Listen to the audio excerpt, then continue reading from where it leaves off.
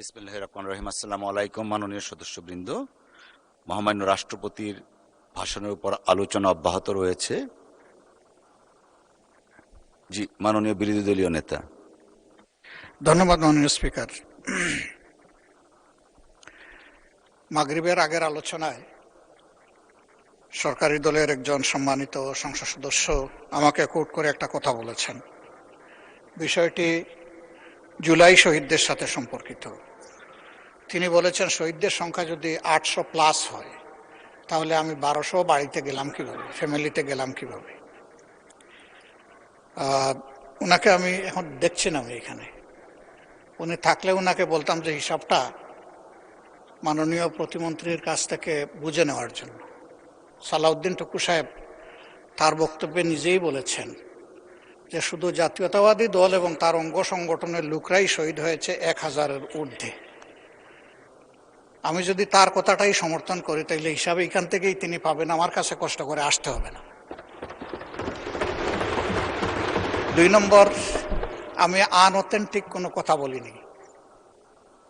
এই ব্যাপারে আমাদের কাছে একটা কমপ্লিট প্রোফাইল আছে। এখানে উপস্থিত অনেকে আমাদের সেই প্রোফাইল পেয়েছে, আমাদের ওয়েবসাইটে অ্যাভেইলেবল। ক্রস চেক করে আমরা নিশ্চিত হওয়ার পরে এই তালিকাগুলো করেছি।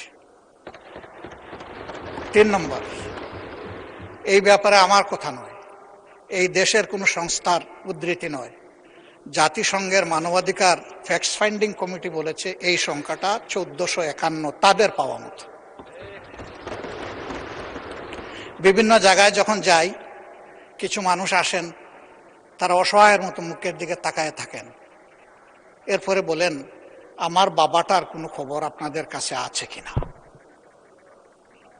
ওই যে 2 দিন ইন্টারনেট বন্ধ করে মানুষ খুন করে গুম করা হয়েছে, তাদের হিসাব তো কেউ দিচ্ছে না। এ সংখ্যা তো আরো বেশি। মহান জাতীয় সংসদে দাঁড়িয়ে আমরা যখন কথা বলবো, তখন আমাদের কথাগুলো, আমি আরেকদিন অনুরোধ করেছি, এটা যেন দায়িত্বশীল আচরণ হয়। ধন্যবাদ মাননীয় স্পিকার। ধন্যবাদ মাননীয় বিরোধী দলীয় নেতা।